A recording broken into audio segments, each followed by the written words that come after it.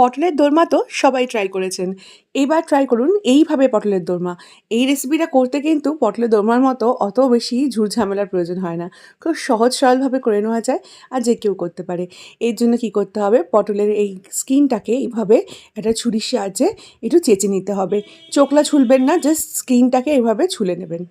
দেখুন বন্ধুরা, এইভাবে এক এক করে দেখাচ্ছি। জাস্ট একটু ঘষে ঘষে স্কিনটাকে তুলে নেবেন। এইবার পটলটাকে ঠিক মাঝ বরাবর দু অর্ধেক করে নেবেন, দু ফালি করে নেবেন। প্রত্যেকটা পটল এইভাবে দু ফালি করে নেবেন। খুব ইজি রেসিপিটা। এইভাবে পটলের দোরমা কিন্তু খুব সহজে বানিয়ে নেওয়া যায়। আর এই চামচ দিয়ে এই মাঝখানের যে এই পটলের যে সিডসগুলো আছে, এই বীজগুলোকে একটুখানি ছাড়িয়ে নিতে হবে। চাইলে আপনারা বীজটাকে ফেলে দিতে পারেন ছাড়িয়ে, আর নাহলে পুড়ে কিন্তু ব্যবহার করে নিতে পারেন। তো এই পটলের খোলাগুলো তৈরি হয়ে গেছে। এবার এই যে বীজগুলো আছে, এগুলোকে আমি হাত দিয়ে একটুখানি ভেঙে নিচ্ছি।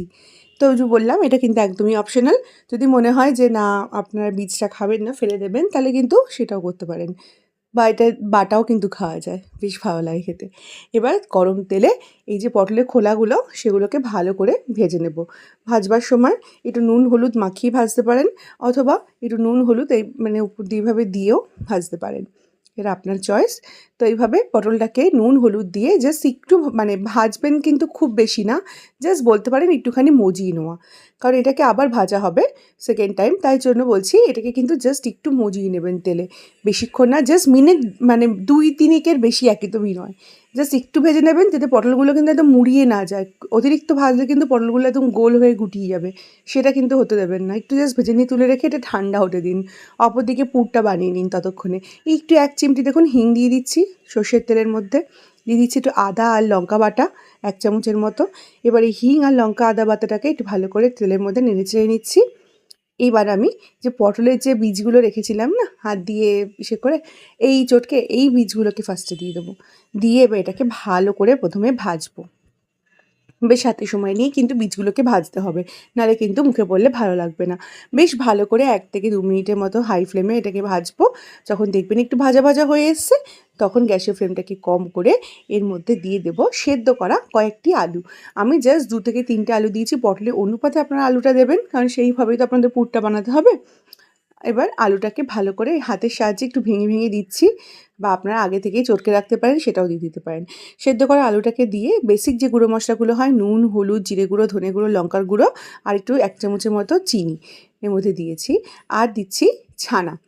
ছানার জায়গায় পনিরও এখানে নিয়ে গ্রেট করে দিতে পারেন, অথবা আস্ত মানে পনিরটাকে হাতে চটকেও দিতে পারেন। দিয়ে দিচ্ছি 1 চামচের মতো এলাচ গুঁড়ো। গরম মশলার গুঁড়োও দিতে পারেন। আবার যদি বাড়িতে মনে হয় যে এলাচ আছে, তাহলে 2 থেকে 3টে এলাচকে একটু থেঁতো করে এলাচ গুঁড়োটা দিলে কিন্তু বেশি ভালো হয় এই পুরটার ক্ষেত্রে গরম মশলার থেকে। এলাচ গুঁড়ো দিয়ে এটাকে ভালো করে 1-2 মিনিটের মতো তেলের মধ্যে নেড়ে চেড়ে ভালো করে যখন পুরটা রেডি হয়ে যাবে, আপনারা বুঝতেই পারবেন 1-2 মিনিটের মতো তেলে হাই ফ্লেমে ভালো করে নাড়ে চালে পুরটা কিন্তু রেডি হয়ে যাবে। ছানা তো বেশি দরকার পড়বে না, সব কিছুই তো সেদ্ধ করা আর পটলের বীজগুলো ভেজে নেওয়া আছে। এইবার ওইটাকেও ঠান্ডা হতে দিন। অপরদিকে একটা ঝোল বানিয়ে ফেলুন প্রথমেই। যে কারিটা বানাবো সেই কারিটা আগে বানিয়ে নিচ্ছি। একটু কালো জিরে ফোড়ন দিচ্ছি, আর দিয়ে দিচ্ছি ওই আদা লঙ্কা বাটা আর গোটা গরম মশলা। এগুলো সব ফোড়নে দিচ্ছি। দিয়ে এবার এর মধ্যে আর জিরা ফোড়ন দেবো না, দিয়ে দেবো ডিরেক্ট গুঁড়ো মশলাগুলো। ধনে গুঁড়ো জিরে গুঁড়ো লঙ্কার গুঁড়ো কাশ্মীরি লঙ্কার গুঁড়ো একটু চিনি একটু নুন, আর দেবো সামান্য একটু জল।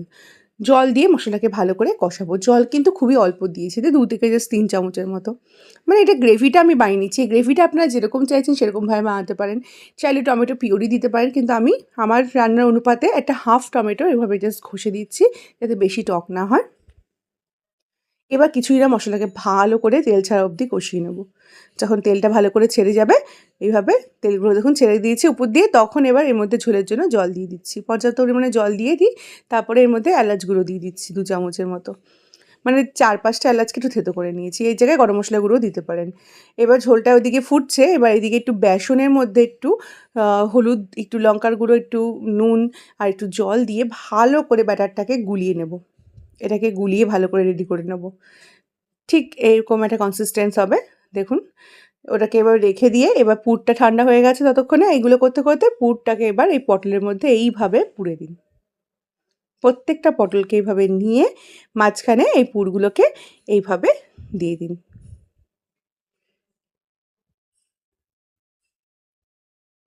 রেসিপিটাকে হাফ পটলের দোরমা বলা হয়।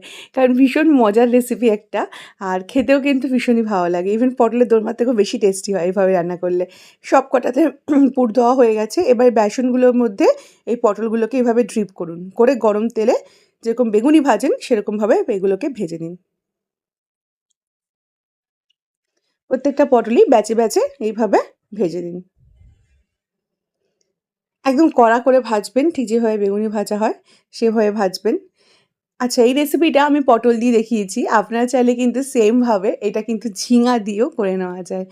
ঝিঙাটা একটু নরম হয়, তাই জন্য আগে থেকে আর মানে বেশি ভাজবেন না। জাস্ট তেলের মধ্যে একটু নেড়েচেড়ে সঙ্গে, সঙ্গে তুলে নিতে হবে না, ঝিঙে কিন্তু একদম গলে যেতে পারে। তারপরে একদম ডিরেক্টলিভাবে ভেজে নিয়েও কিন্তু এগুলো খাওয়া যায়। আর এই যে পটলটা যে বানালাম না, এটা ঘি ভাতের সাথে কিন্তু অ্যাজ আ ভাজা বা ডালের সাথে কিন্তু মানে ভাজা হিসাবেও কিন্তু এটা দুর্ধর্ষ লাগে খেতে গরম, গরম। গরম ঘি ভাতের সাথে অথবা গরম ডাল ভাতের সাথে এই ভাজাগুলোও কিন্তু অসাধারণ লাগে খেতে। যদি মনে করেন যে ঝোল করবেন না, তাহলে কিন্তু এরকম ডিরেক্ট ভাজাও কিন্তু আপনারা দুপুরবেলা গরম ভাতে বা ডালের সাথে পরিবেশন করতে পারেন। এই রেসিপিটা কিন্তু ট্রাই করতে পারেন। এবার এই যে এগুলো ভাজা হয়ে গেল, অপরদিকে ঝোলটা যে তৈরি করে রেখেছিলাম, এই গরম ঝোলের মধ্যে এই পটলগুলো এক, এক করে এভাবে ছেড়ে দেবো। পটলগুলো দিয়ে বেশিক্ষণ কিন্তু ফোটাবো না, ওই একই প্রসেস। যে কোনো ধোকলা বা যে কোনো জিনিস ঝোলটাকে আগে রেডি করে নিয়ে দিয়ে ৩-৪ মিনিট নেড়েচেড়ে তারপরে গরম, গরম পরিবেশন করতে হয়। আর একটা কথা বন্ধুরা, যখন রাখবেন এই ঝোলের মধ্যে ড্রিপ করার পরে পটলগুলোকে তুলে একটা অন্য পাত্রে রাখবেন আর ঝোলটাকে একটা অন্য পাত্রে রাখবেন। এটা আমি সবসময় বলে থাকি। নাহলে কী হয়, লাস্টের দিকে পটলগুলো একদম নইয়ে যেতে পারে বা নেতিয়ে যেতে পারে। তো সেটা না হয় যাতে, তার জন্য ঝোলের মধ্যে একবার ঢুকিয়ে ড্রিপ করে এটাকে আলাদা করে তুলে পটলগুলোকে সাইডে রেখে দেবেন। যখন পরিবেশন করবেন ঝোল আর পটল দিয়ে পরিবেশন করবেন। রেসিপিটি কিন্তু একটিবার হলেও ট্রাই করতে পারেন। ভীষণই ইয়াম্মি হয়। নিরামিষ দিনে আমরা সবসময় রান্নাঘরে গিয়ে ভাবি যে কী বানাবো, কী রান্না করব। তখন কিন্তু এরকম একটা ইউনিক রেসিপি কিন্তু আপনারাও ট্রাই করতে পারেন। বাড়ির সবাই কিন্তু প্রশংসায় পঞ্চমুখ হয়ে যাবে। তো আপনারাও বানান, বানিয়ে কমেন্টে জানান কীরকম লাগলো। আজকের মতো এই পর্যন্ত। Thank you for watching this video.